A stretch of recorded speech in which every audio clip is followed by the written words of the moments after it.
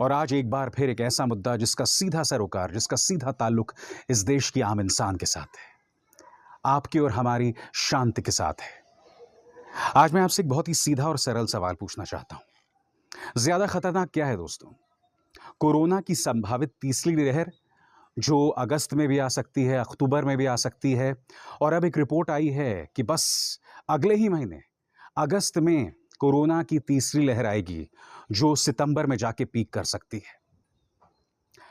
ज्यादा खतरनाक कोरोना की ये तीसरी लहर होगी या फिर सांप्रदायिकता का जहर, जो लगातार हमारी जड़ों में घुसता जा रहा है और अब ये हालात हो गए हैं दोस्तों कि वहां से लौटना हमारे लिए मुश्किल हो रहा है। मैं शुरुआत करना चाहूंगा सांप्रदायिकता के इस जहर से, और इससे कोई निजात नहीं है दोस्तों जब तक हमारी राजनीतिक सोच नहीं बदलेगी, जब तक आम जनता ये नहीं समझेगी कि इस सांप्रदायिकता का जहर आपके और हमारे लिए खतरनाक है। मैं आपको बतलाना चाहूंगा दोस्तों, या मैं एक सीधा सवाल मैं आपसे पूछना चाहता हूं। कल्पना कीजिए कि आपकी या मेरी मां, आपकी या मेरी बहन, आपकी या मेरी पत्नी, हमारे परिवार में किसी औरत को ऑनलाइन ऑनलाइन सोशल मीडिया पर नीलाम कर दिया जाए।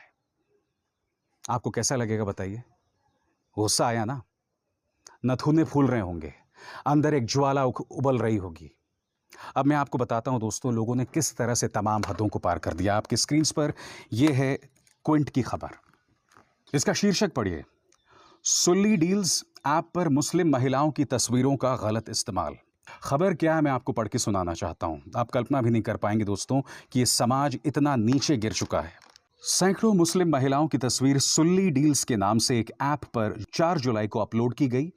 ये तस्वीरें किसने अपलोड की, इसका खुलासा अभी तक नहीं हुआ है, लेकिन ये काफी चौंकाने वाला है, जिसके बाद से ट्विटर पर लोग अपनी अपनी प्रतिक्रिया दे रहे हैं।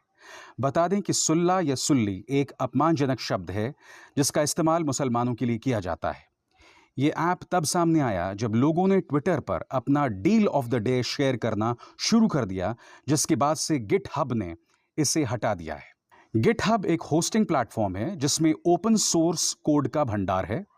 ऐप सुल्ली डील्स गिटहब पर बनाया गया और इस्तेमाल किया गया।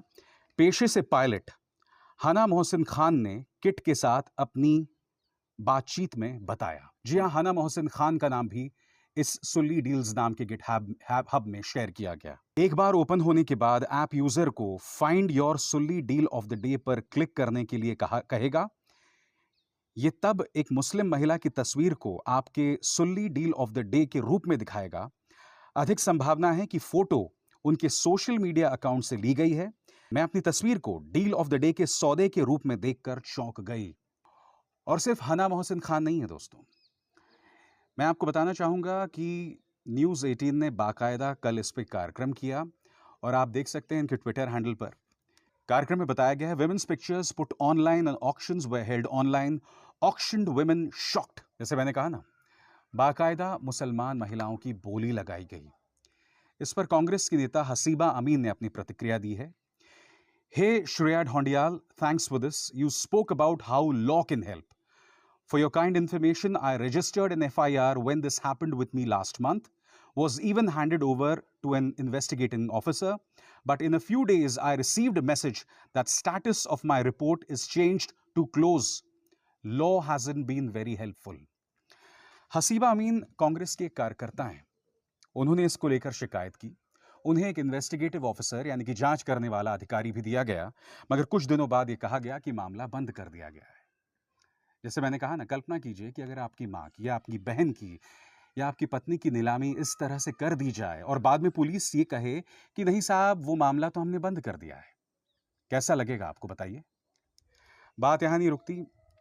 एक और सोशल मीडिया यूजर हैं फातिमा खान, वो क्या कह रही हैं? Didn't check Twitter last night, woke up this morning to realize my name along with those of many other Muslim women was up on GitHub as list of Sulli deals. Thankfully, by the time I came across it, it had been taken away, but just the screenshot sent shivers down my spine. कोई भी मुस्लिम महिला ही नहीं, कोई भी औरत अपना नाम इस तरह से सोशल मीडिया में देखकर, और वो भी ये बताकर कि आपकी नीलामी हो रही है, वो क्या सोचेगी? आप बताइए ना, क्या सोचेगी? और ये सवाल आज हम सबको पूछना है एक समाज होने के नाते कि हम किधर जा रहे हैं। हम और एक पॉलिटिकल विचारधारा, मुसलमानों से अपने नफरत के चलते हमने तमाम हदों को पार कर दिया है। सिर्फ इसलिए कि तुम्हें लगता है कि मुसलमान नफरत के सहारे तुम्हें वोट्स मिल जाएंगे, तुम तमाम हदों को पार करोगे। और मैं आपको बताना चाहूंगा दोस्तों, सोशल मीडिया में एक बहुत ही लंबा चौड़ा प्रचार तंत्र है जो इस डील को बढ़ावा दे रहा था। ये सवाल उठना लाजमी है कि आखिर हम किस हद तक गिरेंगे।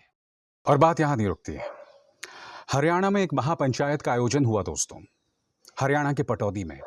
और वहां पर खुलेआम भारतीय जनता पार्टी नेताओं के भड़काने पर युवा भड़काऊ बयान दे रहे थे। आपकी स्क्रीन पर सुदर्शन न्यूज ने बाकायदा उसका प्रसारण किया, जिसके अंदर नवाब ऑफ पटौदी की छाती पर गोली मारने की बात तक की गई। यहां दो सवाल उठते हैं। यह युवा खुलेआम इस तरह की धमकी दे रहा है और पुलिस ने इस पर कोई कार्रवाई नहीं की। पुलिस को साथ ही सुदर्शन न्यूज पर भी कार्रवाई करनी चाहिए थी, क्योंकि सुदर्शन न्यूज का एक इतिहास रहा इस तरह के जहरीले कार्यक्रमों के प्रचार प्रसार का, खुलेआम दोस्तों। और लगातार हो रहा है। यह सूरजपाल अमू जो है वो भारतीय जनता पार्टी का प्रवक्ता है, कोई राह चलता गुंडा नहीं है, कोई राह चलता कार्यकर्ता ट्रोल नहीं है। इसको हाल ही में हरियाणा बीजेपी का प्रवक्ता बनाया गया है और यह इसी तरह के भड़काऊ बयान देता है। क्यों? क्या भाजपा हरियाणा को लगता है कि जिस तरह की ज्यादती तुमने किसानों के साथ की, उसके बाद तुम्हें लगता है कि सिर्फ इसी तरह की सियासत करके तुम्हें वोट मिल सकते हैं? और जब पुलिस से दोस्तों इस पर सवाल किया गया तो आप देखिए पुलिस ने कितना वाहियात बयान दिया है आपके स्क्रीन पर। A Mahapanchayat was organized by heads of 3 to 4 villages, including Surajpal Amu in Pataudi on Sunday, where religious conversion was the agenda. 500 to 600 people took part in this meeting, where a number of speeches were given.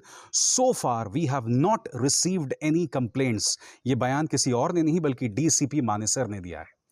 इनका कहना है कि अभी तक हमें कोई शिकायत नहीं मिली, इसलिए हमने कोई गिरफ्तारी नहीं की है।